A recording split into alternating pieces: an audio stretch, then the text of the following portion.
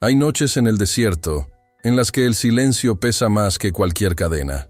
Noches en las que el viento cálido trae el aroma de la tierra seca y el miedo, y los guardias susurran entre sí sobre cuándo será el último amanecer de alguien.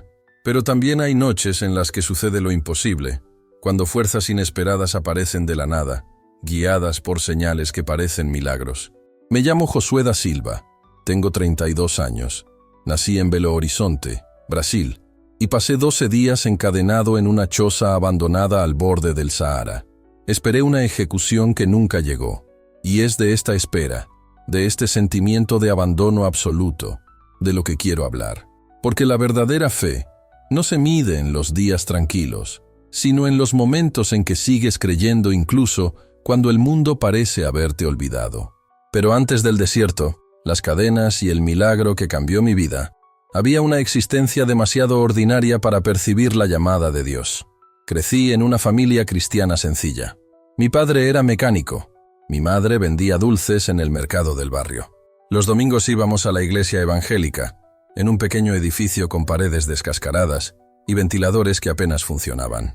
Allí, entre himnos desafinados y sermones arrastrados por el calor, escuché por primera vez que Dios no llama a los capacitados, sino que capacita a los llamados. En aquel entonces, esa frase era simplemente bonita. Viví una vida práctica. Estudié contabilidad, conseguí un trabajo estable, vivía en un apartamento modesto y salía con alguien con quien hablábamos de planes predecibles. La cómoda rutina me daba una sensación de vida, pero en el fondo era solo respirar. Hasta que Dios decidió quebrantar mi seguridad de una manera que jamás imaginé. Era un martes de abril de 2022. Después del trabajo, pasé por la iglesia para ayudar a organizar las donaciones de ropa. Fue allí donde conocí al pastor Elías, un hombre de 60 años con manos y ojos curtidos por el clima, portador de historias de mundos lejanos. Acababa de regresar de una misión en Níger, un país cuya existencia apenas conocía. «Es el lugar más difícil en el que he estado», dijo, mientras doblábamos camisas gastadas. «El calor es agobiante, el agua escasea y hablar de Jesús puede costarle la vida». Pero Joshua nunca había visto tanta esperanza. Niños caminando kilómetros para aprender a leer. Madres compartiendo sus últimas raciones de comida con desconocidos. Personas que no tienen casi nada, pero que darían cualquier cosa por saber que no están solas. Me miró a los ojos y dijo algo que cambió mi vida. Necesitamos gente dispuesta a ir donde otros no quieren. Esa noche no pude dormir. Las palabras del pastor resonaban en mi cabeza como un tambor insistente. Abrí el mapa en mi teléfono y encontré Níger, un país entre el Sahara y el Sahel, marcado por la pobreza, el conflicto y la sequía, donde la fe era una cuestión de supervivencia, no un simple ritual. Algo dentro de mí despertó. Durante 3 semanas, oré en silencio, pidiéndole a Dios una señal, una confirmación de que no estaba soñando demasiado. Y la respuesta llegó inesperadamente. Mi novia rompió conmigo. Dijo que había cambiado, que mis conversaciones eran sobre cosas demasiado grandes para nuestras pequeñas vidas. Tenía razón, había cambiado, y era la primera vez en años que sentía que Dios realmente me llamaba a algo más grande. Me sentí verdaderamente viva por primera vez. Una semana después, dejé mi trabajo. Mis padres lloraron, diciéndome que estaba desperdiciando mi vida, que el mundo estaba lleno de gente que necesitaba seguridad y consuelo. En cierto modo, tenían razón, pero sabía que algo había cambiado dentro de mí. Comprendí, por primera vez, que la comodidad no es un regalo, sino una trampa que adormece el alma. En agosto de 2022, tras meses de preparación con una organización misionera independiente, abordé un avión en Sao Paulo con destino a Niamey, la capital de Níger. No estaba solo, me acompañaban Marcos, un enfermero de Recife acostumbrado a zonas de crisis, y Débora, una profesora experta que hablaba francés con fluidez. 3 desconocidos, unidos por una certeza. Dios nos había llamado a partir. El vuelo duró 14 horas, con escalas, pero nada me preparó para el impacto de África. Al abrir la puerta del avión en Niamey, el calor nos golpeó como un puño invisible. No era el calor húmedo de Brasil, sino un calor seco e implacable que te quita el aliento y te seca la garganta en segundos. El cielo era de un azul penetrante, sin nubes, y el aire olía a polvo, metal caliente y algo primitivo, indómito. Pasamos 2 días en Niamey reuniendo provisiones, sacos de arroz, medicinas básicas, Biblias en Hausa y Sarma, y material didáctico. Luego, un camión destartalado nos llevó al norte, hacia Agades. 11 horas de viaje por carreteras que apenas podían llamarse carreteras, entre polvo, rocas y una extensión de arena aparentemente interminable. Poco a poco, las escasas acacias dieron paso a la nada absoluta. El Sahara no es solo un desierto, es la prueba viviente de que el mundo puede ser hermoso y mortal a la vez. Cuando llegamos a Agades, el sol ya se ponía en el horizonte, tiñendo las dunas de naranja y púrpura. La ciudad era un laberinto de adobe y callejones estrechos, mezquitas con minaretes que perforaban el cielo, mercados que vendían de todo, desde dátiles hasta piezas oxidadas de vehículos. El aire olía constantemente a especias, cuero y aceite quemado. Nos recibieron en una pequeña casa a las afueras, proporcionada por un contacto local. 3 habitaciones sin ventanas, con un techo de hojalata que convertía el interior en un horno durante el día. Pero teníamos agua, comida y, lo más importante, un propósito. Esa primera noche, nos sentamos en el patio bajo un cielo estrellado como nunca había visto en Brasil. Miles de puntos de luz, polvo de estrellas esparcido por el vacío infinito. ¿Crees que fue buena idea venir?, preguntó Débora en voz baja. Marcos sonrió y respondió con una simple mirada. Creo que fue la única idea sensata. No dije nada, pero sentí algo que no había sentido en años. Miedo y paz a la vez. Miedo, porque ese lugar podía destruirnos. Paz, porque estábamos exactamente donde debíamos estar. No sabíamos que, en menos de 3 meses, ese cielo estrellado sería lo último que veríamos antes de que todo se derrumbara. Los primeros días en Agades fueron una lección de humildad, disfrazada de calor extremo. Nos despertamos antes del amanecer, cuando el aire aún era fresco. Pero a las 6 de la mañana, el sol se había convertido en un hierro al rojo vivo sobre nuestras cabezas. Un recordatorio constante de que estábamos en un mundo diferente, cruel, y sin embargo, lleno de belleza que solo quienes se rinden a su llamado pueden ver. En el desierto, aprender a vivir es aprender a obedecer al sol. A los 10 años, caminar bajo él ya era un riesgo. Y los adultos aprendimos rápido. La vida aquí no se organiza en torno a los deseos humanos, sino al ritmo implacable del calor. Nuestro trabajo parecía sencillo en teoría, pero en la práctica era una prueba constante de paciencia, creatividad y fe. Vinimos a servir, no a imponer. La organización que nos envió fue clara. Sé ligero en hechos, no solo en palabras. La Biblia habla por sí sola cuando el hambre disminuye y los niños aprenden a leer. Instalamos un pequeño centro comunitario a la sombra de unas palmeras datileras en las afueras de Agades, cerca de un barrio donde familias tuareg y hausa vivían en casas de barro con techos de paja. El lugar carecía de nombre oficial. Para los lugareños, era simplemente el lugar de los extranjeros amigables. Débora daba clases de alfabetización 3 veces por semana. Los niños llegaban descalzos, con la ropa rota y ojos enormes y curiosos. Se sentaban en esteras de paja, y ella dibujaba el alfabeto francés en la arena con ramitas. Algunos tenían 6 años, otros 12. Ninguno había asistido nunca a una escuela de verdad. Marcos abrió una pequeña clínica médica, curaba heridas infectadas, trataba la deshidratación y distribuía pastillas para parásitos intestinales. No era un hospital, pero en un lugar donde el centro de salud más cercano estaba a más de 100 kilómetros, una gasa limpia y un antiséptico podían marcar la diferencia entre la vida y la muerte. Yo estaba a cargo de la distribución de alimentos.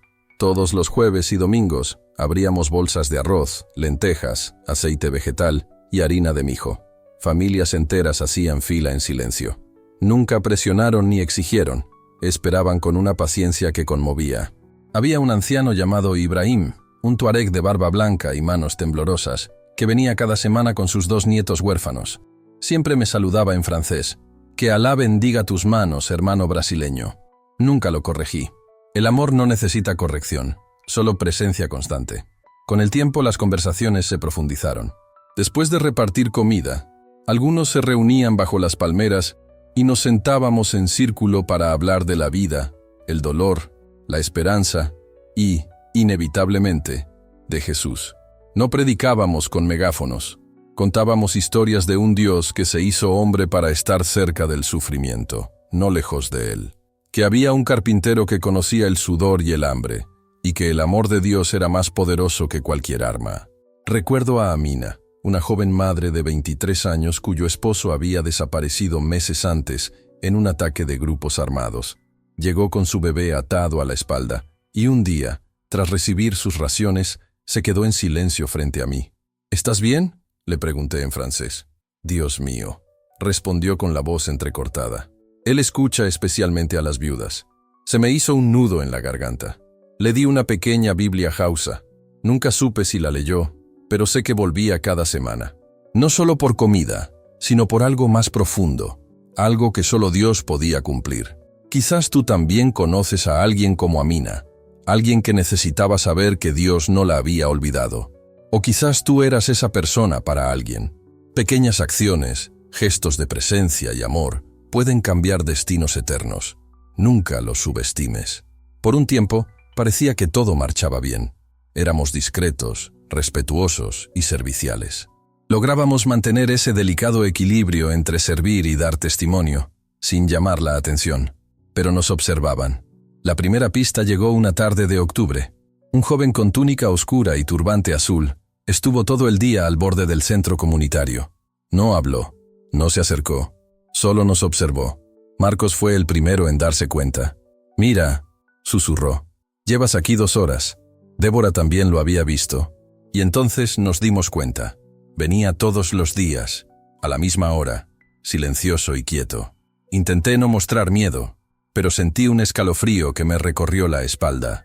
Un escalofrío que no tenía nada que ver con el calor abrasador del Sahara. Esa noche, en nuestra casa improvisada, hablamos de qué hacer.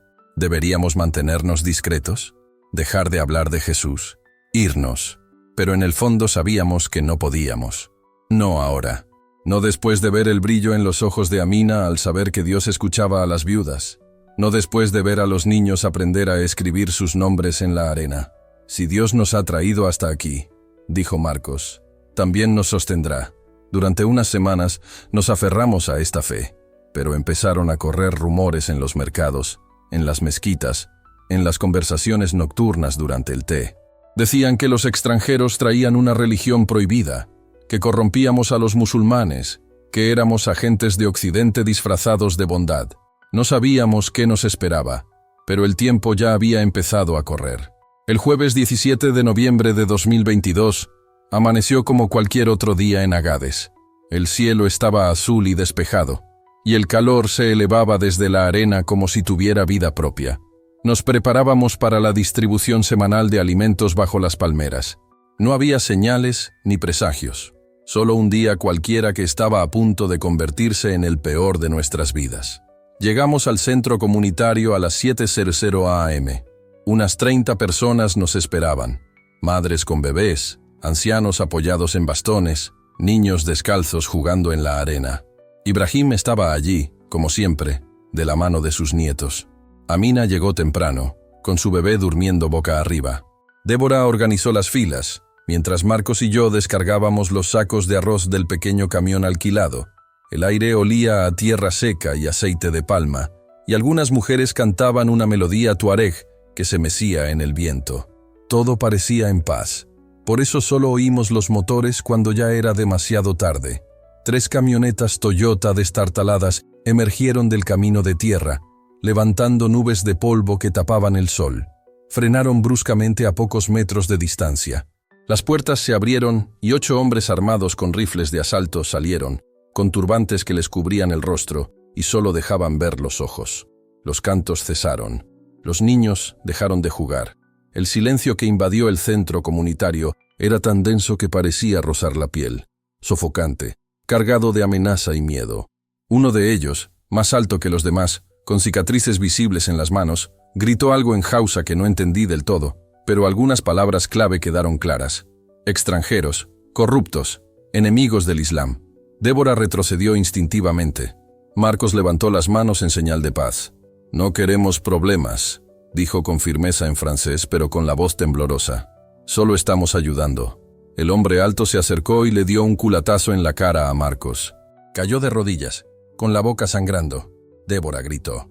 Me abalancé, pero antes de que pudiera dar un paso, sentí el cañón frío de una pistola presionándome la nuca. «No te muevas», dijo una voz ronca en francés detrás de mí. Cundió el pánico. Las mujeres corrían con sus hijos en brazos y los ancianos intentaban escapar. Ibrahim gritó algo en tamashek, probablemente rogando por nosotros, pero uno de los hombres lo empujó violentamente al suelo. Sus nietos lloraban, aferrándose a él. Nos obligaron a arrodillarnos junto a Marcos y Débora. Nos ataron las manos a la espalda con cuerdas ásperas que nos cortaban la piel. El hombre alto caminaba delante de nosotros con pasos lentos, casi teatrales, hablando en voz alta para que todos pudieran oír. «Estos son los que vienen a destruir nuestra fe», gritó en Hausa y luego en francés. «Vienen con comida, con medicinas, con sonrisas, pero traen veneno, la religión de los infieles, y deben pagar por ello». Un fuerte golpe en la espalda me tiró de bruces. Tragué arena. Sentí el peso de una bota en el cuello. El pánico se convirtió en terror absoluto. Podría morir allí, en el polvo, lejos de mi familia, sin entender por qué Dios nos había traído a este lugar. Aún así, no nos ejecutaron de inmediato. Aún no nos habían arrastrado a los camiones. Marcos sangraba por la nariz y la boca. Débora lloraba en silencio, con los ojos muy abiertos. Me empujaron como un saco en la parte trasera de uno de los camiones. El metal ardía al sol. Mi piel ardía por el contacto. Antes de que se cerrara la puerta, vi a Amina entre la multitud dispersa, con las manos sobre la boca y lágrimas en los ojos.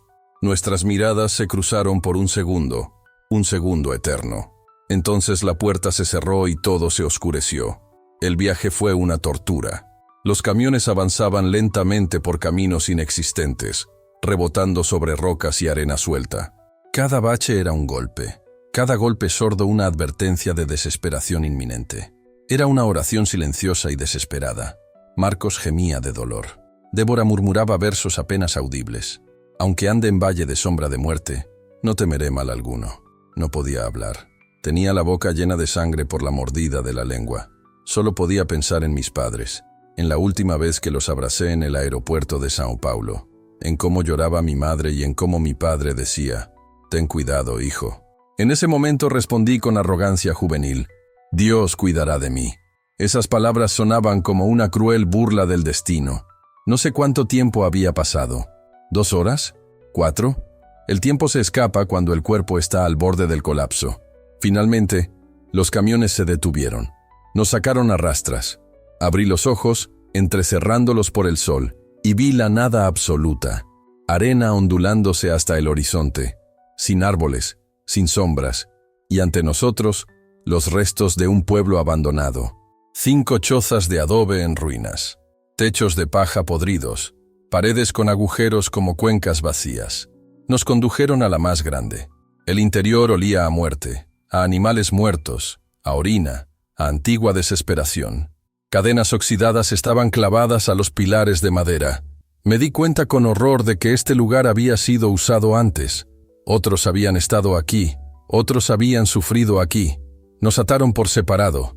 Me encadenaron a un pilar en la esquina derecha. Marcos estaba en el centro, Débora en la esquina opuesta.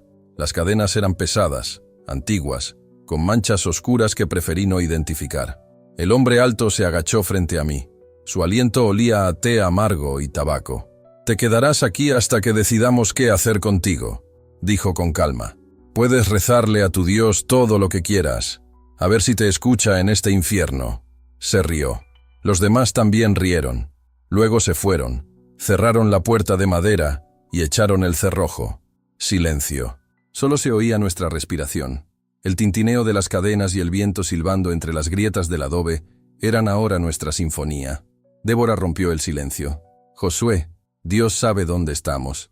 Quise responder con fe, con algo pastoral, profundo, esperanzador, pero solo pude susurrar la cruda verdad. «No lo sé, Débora, no lo sé».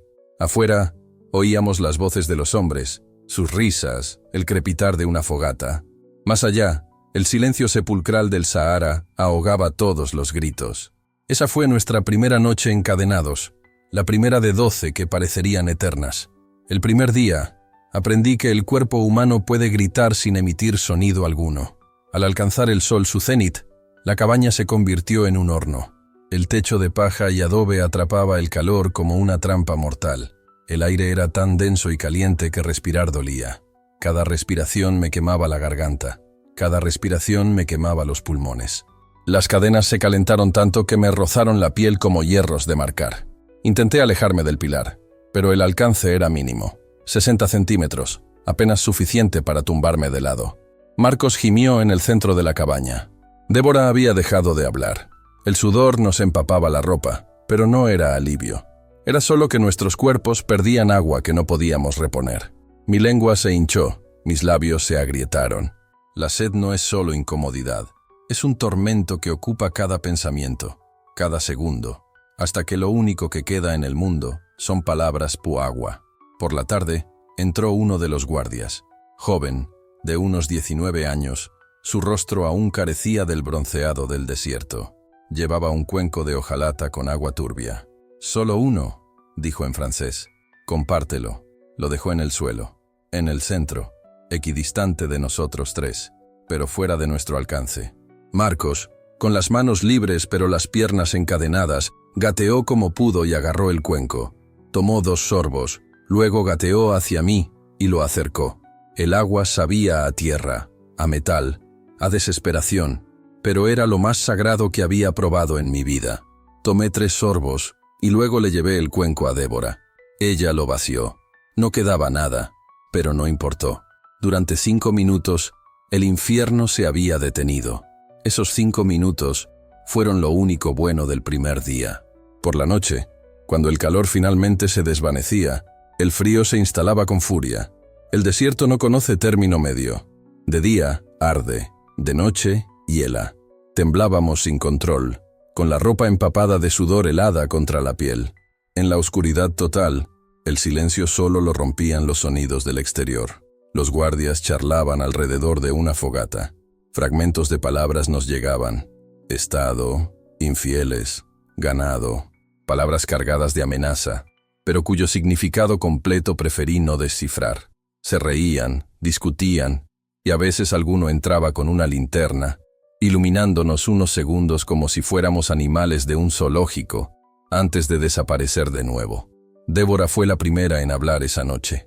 En voz alta oró: «Padre Celestial, no entendemos por qué estamos aquí, no entendemos tu plan, pero confiamos. Confiamos incluso cuando todo parece perdido. Confiamos incluso cuando nuestro cuerpo grita: líbranos, Señor, o nos da fuerzas para soportar lo que venga». Marcos y yo dijimos: «Amén», pero por dentro sentí que mi fe se rompía, como un cristal bajo presión. El segundo día trajo nuevos dolores. Solo nos dieron medio cuenco de agua, nada de comida. El hambre tiene una extraña forma de aparecer. Primero duele, luego desaparece, reemplazada por un vacío nauseabundo que parece apretar el estómago como un puño. La debilidad se instala lenta pero implacablemente. Marcos tuvo fiebre, y la herida en su rostro, causada por la culata del rifle, se infectó. Supliqué medicinas, vendas, cualquier ayuda. El joven guardia me miró como si hubiera pedido lo imposible. «No las necesitarás», dijo con desdén. Al tercer día, Débora dejó de rezar en voz alta. Yo solo murmuraba, a veces en portugués, a veces en idiomas que no reconocía. Sus labios se movían en silencio. Eso me aterrorizaba más que cualquier dolor. Ver a alguien tan firme como Débora quebrarse era una clara señal de que estábamos al borde del fin. Los días empezaron a difuminarse, el tiempo perdió su sentido. Día 4, 5, 6, no sé. Aquí, el infierno no se mide en horas, sino en niveles de sufrimiento. Cada amanecer era una cuenta regresiva hacia algo inevitable que no nos atrevíamos a nombrar. Creo que fue al 7º día, cuando uno de los guardias señaló a Marcos con desprecio. «Este no va a durar mucho», le dijo en francés a otro. Marcos apenas podía abrir los ojos.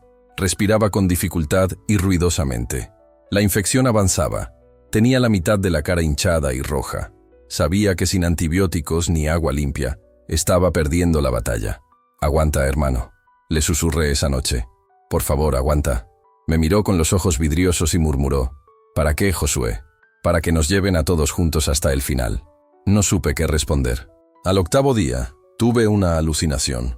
Vi a mi madre en la entrada de casa, con un delantal floreado, llamando a cenar.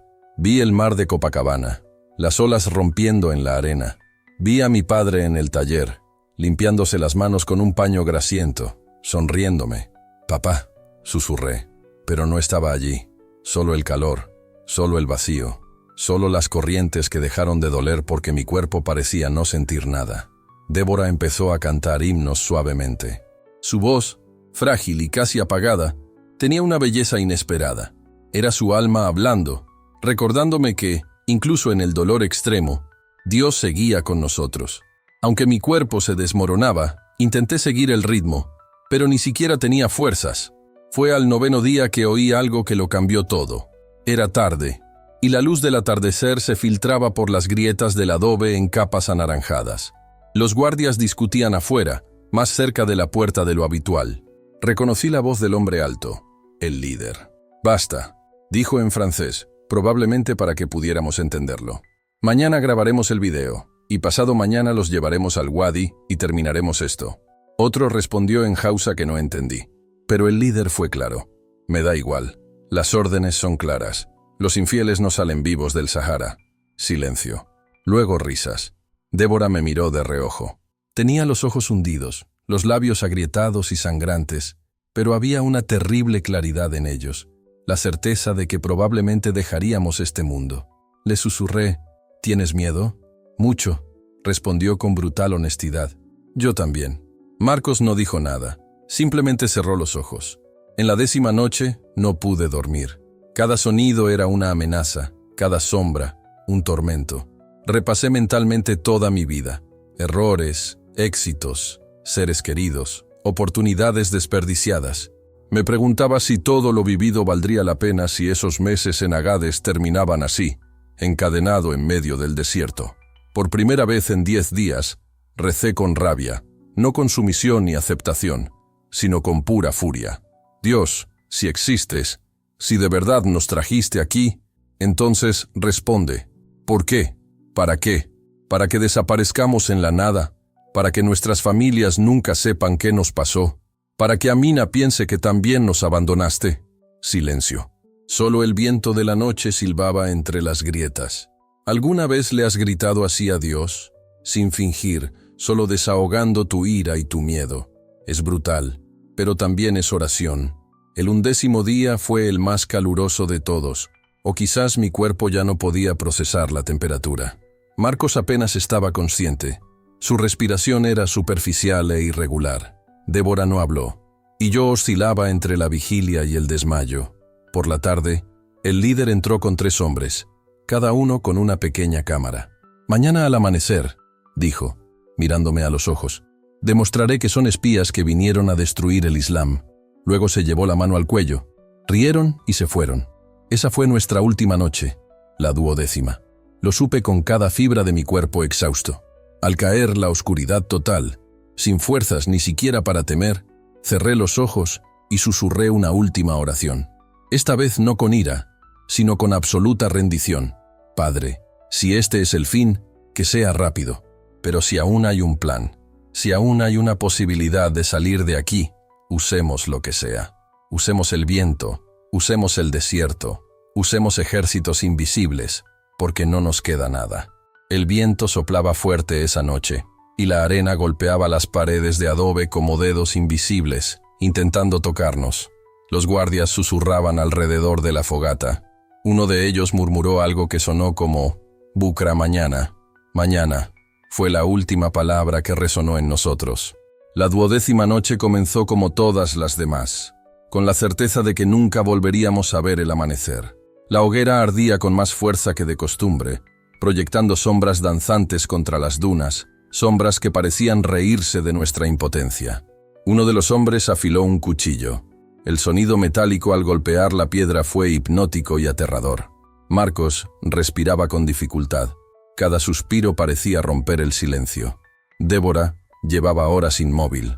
Por un instante, Pensé que ya se había ido, pero entonces vi el suave subir y bajar de su pecho. Yo mismo me encontraba en un estado extraño. Ya no sentía las cadenas, ya no tenía sed. Mi cuerpo se había apagado, entrando en algo que solo puedo llamar anestesia antes del colapso. Solo mi mente permanecía flotando entre la vigilia y la alucinación. Cerré los ojos y oré. No con palabras bonitas ni doctrinas, sino con la desesperación más cruda y sincera que un ser humano puede sentir. Dios, si alguna vez me has escuchado, si alguna vez has estado aquí, te necesito ahora. No tengo nada que ofrecer, ni valor, ni virtudes, solo miedo y un cuerpo destrozado. Abrí los ojos. Todo parecía igual. Sombras, el sonido del cuchillo, el viento silbando entre las grietas. Habían pasado quizá 30 minutos, quizá una hora. El tiempo ya no tenía sentido. Pero algo cambió. Los guardias empezaron a discutir más alto, con la voz cargada de nerviosismo. Uno de ellos señaló hacia el horizonte oscuro. Me incorporé, apoyándome en el pilar, e intenté ver. Al principio, no vi nada más que la silueta de las dunas contra el cielo estrellado. Entonces lo oí. Un sonido mecánico, profundo y distante. Motores. Pensé que era una alucinación. Otro truco cruel de la mente cansada. Pero el sonido se hizo más fuerte, más cercano, real. Los guardias también lo oyeron. Sus voces se volvieron agudas, nerviosas. Empezaron a gritar órdenes, pasos apresurados, armas cargándose, metal chocando. «¿Qué es esto?», susurró Débora, apenas audible. «No lo sé», respondí, «pero viene hacia aquí». Y entonces lo vi. Luces, faros que atravesaban la oscuridad del desierto como espadas blancas. Los guardias entraron en pánico, corriendo, gritando, pero no dispararon. Las luces avanzaban demasiado rápido, demasiado organizadas. No eran bandidos, era el ejército. Vehículos militares invadieron el campamento, levantando nubes de arena que brillaban doradas bajo la intensa luz. 3 camiones tácticos camuflados, con soldados armados en la parte trasera, los rodearon con la precisión y el silencio de quienes ya sabían qué hacer. Los guardias no esperaron a negociar, huyeron. Corrieron hacia sus camiones, dejándolo todo atrás. El fuego, las armas, el equipo.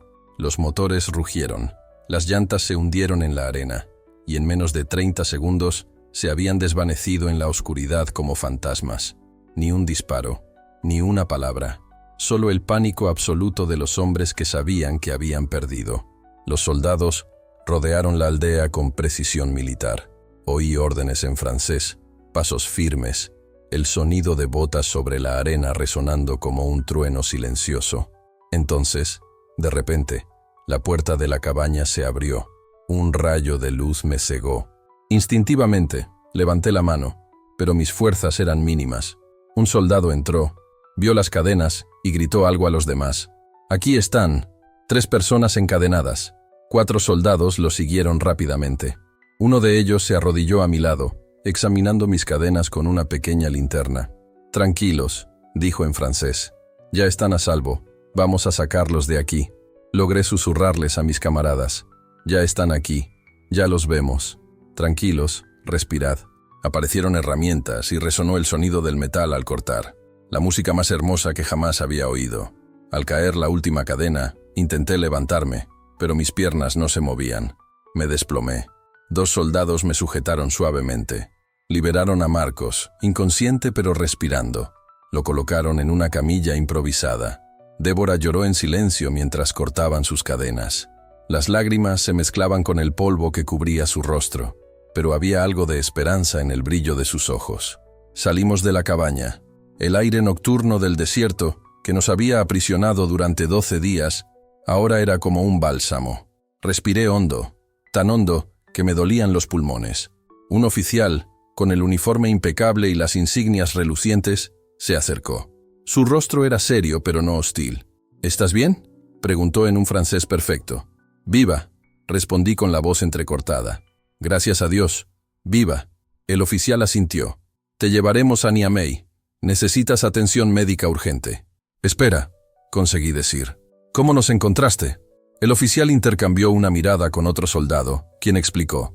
«Recibimos un informe de una señal de humo en este sector. Nuestro puesto de observación en la colina al norte detectó una columna de humo blanco, visible a kilómetros de distancia. Eso fue lo que nos guió hasta aquí. Mi cuerpo se estremeció. ¿Señal de humo?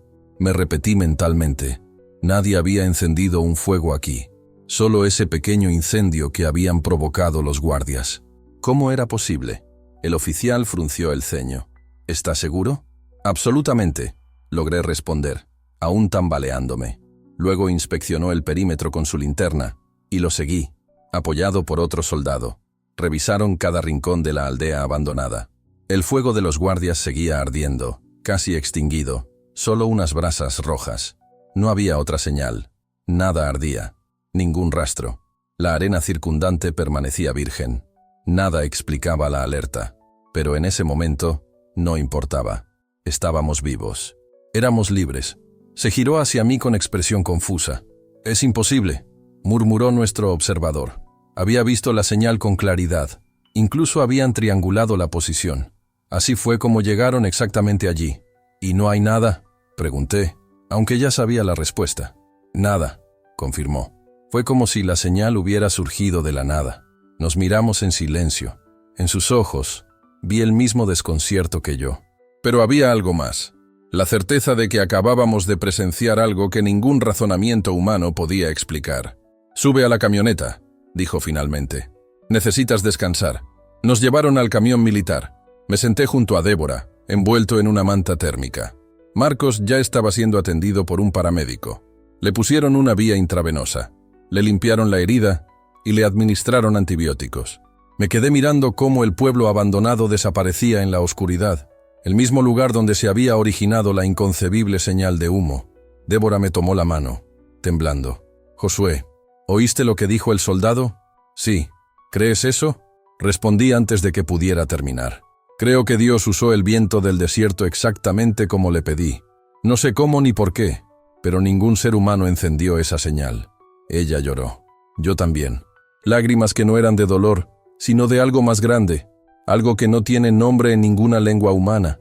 El camión avanzaba por el desierto nocturno hacia Niamey, hacia la vida, hacia un regreso que parecía imposible. Y detrás de nosotros, en las arenas del Sahara, persistía el misterio. Una señal de humo que nadie encendió, pero que todos vieron. Un milagro inexplicable. Si alguna vez has presenciado algo sin explicación lógica, algo que solo puede llamarse milagro, compártelo. Historias como estas fortalecen la fe colectiva. Y si conoces a alguien que necesite escuchar esta historia, compártela. Podría ser justo lo que estaba esperando. El viaje a Niamey duró 6 horas que parecieron 6 minutos. Mi cuerpo exhausto había olvidado cómo descansar. Cada vez que cerraba los ojos, veía las cadenas, oía el sonido del cuchillo afilándose, sentía el calor insoportable de la choza. El trauma no desaparece cuando termina el peligro, simplemente cambia de forma. Débora permaneció despierta durante todo el viaje, mirando por la ventana del camión militar, como si temiera que todo fuera solo un sueño del que despertaría de vuelta al infierno. A veces me apretaba la mano con fuerza para confirmar que éramos reales. Marcos seguía inconsciente, pero los paramédicos nos aseguraron que se estabilizaría. Le había bajado la fiebre gracias a los antibióticos intravenosos. Su cuerpo había resistido mejor de lo esperado. Llegamos a Niamey al amanecer. La ciudad despertaba lentamente. Vendedores montando sus puestos, motos zumbando por los caminos de tierra, la llamada a la oración resonando desde las mezquitas. Todo tan normal, y sin embargo, al mismo tiempo, todo tan diferente de lo que acabábamos de experimentar. Nos llevaron directamente al hospital militar, un edificio de 2 plantas con paredes descascaradas y ventanas enrejadas, pero limpio y funcional. Por primera vez en 12 días, estábamos libres. Los médicos nos recibieron con eficiencia profesional, pero también con genuina compasión. Marcos fue trasladado de inmediato a la UCI. Débora y yo fuimos ingresadas en la misma sala, conectadas a suero intravenoso. Análisis de sangre, inspección de cada herida, cada quemadura por las corrientes, cada centímetro de piel dañado por el implacable sol sahariano. El diagnóstico era claro: deshidratación severa, desnutrición aguda, múltiples infecciones cutáneas, profundo trauma psicológico. Pero estábamos vivos. Contra todo pronóstico, vivos. Pasé 3 días en esa cama de hospital, mirando el techo blanco, intentando procesar lo sucedido. Los médicos me dijeron que necesitaba descansar, pero no lo conseguía. Cada vez que me dormía, me despertaba gritando. Las enfermeras entraban corriendo, tranquilizándome con palabras suaves en francés. Lo intenté de nuevo, y el ciclo se repitió. Débora estaba en la cama junto a la mía. Ella tampoco dormía bien. A veces, en mitad de la noche, la oía llorar suavemente. Otras veces, rezaba en silencio. Pero estas ya no eran las oraciones desesperadas de la choza. Eran oraciones de gratitud rota, provenientes de alguien que había tocado el abismo y regresado transformado. Al 4.º día, Marcos despertó. Su primera palabra fue agua. Le dieron un vaso y bebió despacio, como si cada sorbo fuera sagrado. Luego nos miró a Débora y a mí. «Estamos vivos», dijo con la voz ronca, necesitando confirmación. «Sí, hermano», respondí. «Estamos vivos». «¡Estamos vivos!», repitió, en un grito profundo que parecía venir de un lugar más profundo que sus pulmones.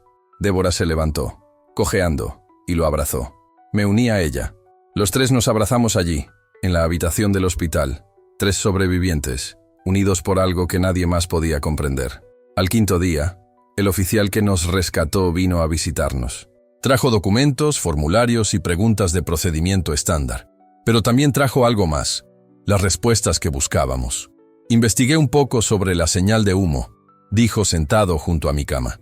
Hablé con el observador que la reportó y con los 2 soldados del puesto esa noche.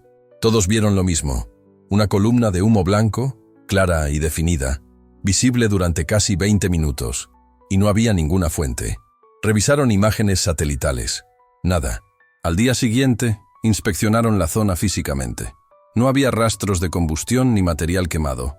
Era como si la señal hubiera existido solo para guiarnos y luego hubiera desaparecido. Silencio. «No soy religioso», continuó el oficial. «Pero llevo 15 años en el ejército. He visto cosas extrañas. Esto, sin embargo, no tiene explicación lógica». «Entonces, ¿qué crees que era?», preguntó Débora. El oficial nos miró. «Creo que ustedes lo saben mejor que yo». Tenía razón. En el fondo, donde la lógica falla y solo queda una certeza inexplicable, sabíamos exactamente lo que había sucedido. Una semana después, la organización misionera que nos había enviado coordinó nuestro regreso a Brasil. Marcos necesitaba una cirugía de mandíbula que solo podía realizarse en São Paulo. La familia de Débora la esperaba, ansiosa, con el corazón apesadumbrado por la preocupación. Yo solo quería llegar a casa, abrazar a mis padres y sentirme seguro en algún lugar. El vuelo de regreso fue surrealista. 14 horas en el aire, rodeado de una comodidad que se sentía extraña y distante después de lo que habíamos pasado. Las películas se proyectaban en la pantalla frente a mí, pero mi mente apenas podía seguir el ritmo. La comida sabía a cartón, pero para nosotros era un festín comparado con el cuenco de agua sucia del desierto. Miré por la ventana, observando las nubes, pensando en lo frágil que es todo, en cómo la vida puede cambiar en un instante. Al aterrizar, un gris martes de diciembre, vi a mis padres tras las barreras de llegadas. Algo en mi interior finalmente cedió. Mi madre corrió, llorando, y mi padre, ese hombre de manos callosas que rara vez mostraba emociones, lloró como un niño. Los 3 nos abrazamos allí mismo, en medio del aeropuerto, mientras la gente pasaba, sin darse cuenta de que estaban ante un milagro viviente. «Pensábamos que te habíamos perdido», susurró mi madre, apoyando la cabeza en mi hombro. «Estabas tan cerca», respondí con la voz quebrada. «Tan cerca, de verdad. Quiero que tú, que lees estas líneas desde cualquier parte del mundo, sepas que estas historias pueden cruzar fronteras y conmover corazones de maneras que jamás imaginé. Somos una comunidad global unida por la fe y la esperanza. Las primeras semanas en Brasil fueron difíciles. Dormir era casi imposible. Los espacios cerrados y los ruidos fuertes me causaban pánico. El terapeuta lo llamó TEPT, pero yo pensé, este es el precio por haber visto el infierno y haber logrado regresar. Sin embargo, había algo más creciendo dentro de mí, una certeza. La certeza de que mi vida ya no me pertenecía, de que había regresado con un propósito mayor. No podía simplemente regresar a la cómoda y segura rutina que había dejado atrás. 3 meses después, Recibí una llamada que lo cambió todo. Era el pastor Elías, el hombre que me había enviado a Níger. Joshua, necesito que sepas algo importante, dijo. Se trataba de Amina, la joven viuda que conocimos en Agadez. Estaba viva. Había logrado escapar con su bebé, cruzando la frontera hacia Chad, y ahora estaba en un campo de refugiados. Mi corazón se aceleró. Estaba bien, pero necesitaba ayuda, como miles de personas que huyen del mismo horror que conocemos. Colgué el teléfono y supe exactamente lo que tenía que hacer. Hoy, 4 meses después de mi rescate, trabajo en la frontera entre Chad y Níger con una organización humanitaria. No he vuelto a Agadez. Quizás nunca regrese, pero estoy lo suficientemente cerca como para servir a quienes aún sufren. Volví a ver a Amina. Sostiene la pequeña Biblia que le di y sigue preguntando por el Dios que escucha a las viudas. Y yo respondo, no con doctrinas perfectas, sino con un testimonio vivido, sincero y roto. El trauma aún persiste. Las cicatrices me visitan por la noche. Oigo el sonido de las cadenas, siento el calor sofocante de la choza, pero también recuerdo algo extraordinario. Una señal de humo que nadie encendió, que apareció justo cuando la necesitábamos, guiándonos hacia la vida. Y es en esta señal donde descansa mi fe, firme, a pesar del miedo y el dolor. Recuerdo los faros atravesando la oscuridad infinita del desierto. Recuerdo cada minuto encadenado, olvidado, perdido. Y sin embargo, Dios no me ha olvidado. Este recuerdo me sostiene hasta el día de hoy, incluso cuando todo a mi alrededor parece desmoronarse. Han pasado 3 años desde aquella noche en el desierto, 3 años desde que el ejército nos encontró, guiados por una señal inexplicable. 3 años desde que se me soltaron las cadenas y aprendí que la libertad no significa la ausencia de dolor, sino la certeza de que, incluso en el dolor, nunca estamos solos. Hoy tengo 35 años. Vivo en Musoro, Chad, en una modesta casa de adobe, a 300 kilómetros de la frontera con Níger. Trabajo con una red de organizaciones humanitarias, atendiendo a refugiados que huyen de la guerra, la sequía y la persecución. Son miles, familias enteras que caminan bajo un sol abrasador, cargando con lo poco que pudieron rescatar. Niños que han presenciado horrores que ningún niño debería ver jamás. Madres que recorren kilómetros en busca de agua que a menudo no existe. Nuestro trabajo va más allá de lo básico: comida, agua, refugio temporal y atención médica. También aportamos algo más difícil de medir: esperanza. Una esperanza que no nace de promesas vacías, sino de testimonios reales, de personas que han estado al borde del abismo y han regresado. Amina sigue en el cercano campo de refugiados. Su bebé, Salifú, a quien llevaba a la espalda cuando nos conocimos en Agadez, ya tiene 4 años. Es un niño alegre de ojos enormes, que corre entre las tiendas persiguiendo lagartijas y riendo a carcajadas. Hace 2 meses, Amina tomó la decisión de seguir a Jesús. No fue un momento dramático, fue un proceso lento, lleno de preguntas difíciles, dudas genuinas y una búsqueda sincera. Cuando finalmente se zambulló en las turbias aguas de un río cercano para un bautismo improvisado, lloró como nunca la había visto llorar. Lágrimas que arrastraron algo mucho más profundo que el polvo del desierto. «Ahora lo entiendo», me dijo, sentada a la sombra de una acacia. Él escucha a las viudas, y no solo las escucha, sino que camina con ellas. Marcos se recuperó por completo. La cirugía de mandíbula fue un éxito. Regresó a Recife, y ahora trabaja en un hospital comunitario en las favelas. Ella me escribe todos los meses, terminando siempre con las mismas palabras. A veces todavía siento las cadenas, Joshua, pero la libertad pesa más. Débora también regresó a sus misiones, pero no en África. Ahora sirve en la Amazonía, trabajando con comunidades indígenas aisladas. Me llamó hace 3 semanas. ¿Sabes qué es extraño?, preguntó. Ya no le tengo miedo a nada. Después de Agadez, todo lo demás parece manejable. Es como si el desierto me hubiera vaciado del miedo y me hubiera llenado de algo más. ¿Con qué?, pregunté. Por supuesto, respondió. Y así es exactamente como me siento. La pregunta que más me hacen siempre es la misma, tanto los nuevos misioneros como los voluntarios o quienes leen mi testimonio. ¿Volverías a Agadez? Y mi respuesta es la misma. Sí, lo haría. No por valentía, sino porque sé que Dios camina con nosotros incluso cuando el miedo late con fuerza en mi pecho. Cada vez que pienso en las calles de adobe, el centro comunitario, las palmeras, los rostros de los niños aprendiendo a escribir en la arena. Volvería porque aprendí algo en esos 12 días encadenado que ningún libro ni seminario puede enseñar.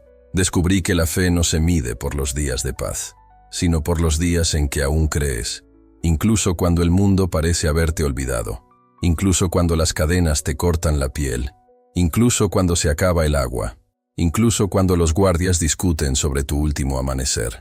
La verdadera fe no es la ausencia de dudas, es decisión en medio de ellas. Y decidí, en la noche más oscura de mi vida, orar por un milagro imposible. Le pedí a Dios que usara el viento del desierto para salvarnos. Y Él respondió de una manera que desafía toda lógica humana. Una señal de humo que nadie encendió, pero que todos vieron. Esa noche me enseñó que Dios no siempre calma la tormenta. A veces nos sostiene en medio de ella. A veces, cuando los recursos humanos están al límite de sus fuerzas, Él moviliza ejércitos invisibles en nuestro favor. Por eso volvería, porque ahora sé que, incluso en el peor momento, no estamos solos. El otro día, un joven refugiado llamado Yusuf se me acercó después de una distribución de comida. Había oído mi historia de alguien en el campamento. En un francés vacilante, me preguntó, «¿Es cierto? ¿Te salvó Dios cuando estabas encadenado?» Le respondí, «Es cierto, pero ¿por qué quieres saberlo?» Su pregunta no era acusatoria. Estaba llena de dolor y curiosidad. Su familia también había rezado. Su padre había clamado por ayuda cuando los hombres armados invadieron su aldea. Pero no hubo rescate, ningún milagro. Ya no estaba allí.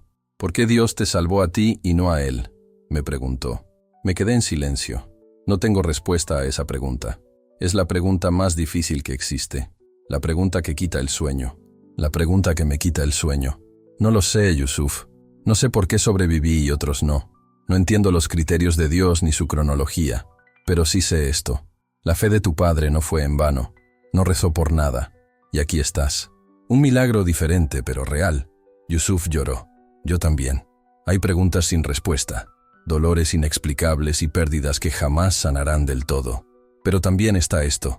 Testimonios de quienes han caído y regresado, señales de humo que aparecen cuando toda esperanza parece perdida, ejércitos que llegan justo en el momento oportuno, cadenas que se rompen. Y mientras estas cosas existan, seguiré regresando. No necesariamente a Agadez, todavía no, sino a las fronteras, a los campos de refugiados, a los lugares donde la esperanza escasea y abunda la desesperación. Allí aprendí la verdadera medida de la fe. No se prueba en días soleados, ni en iglesias cómodas, ni cuando todo sale según lo planeado. Se prueba en la choza, en las cadenas, en el calor sofocante, en la 12ª noche, cuando sabes que al amanecer todo podría terminar. Es en ese momento que descubres si realmente crees.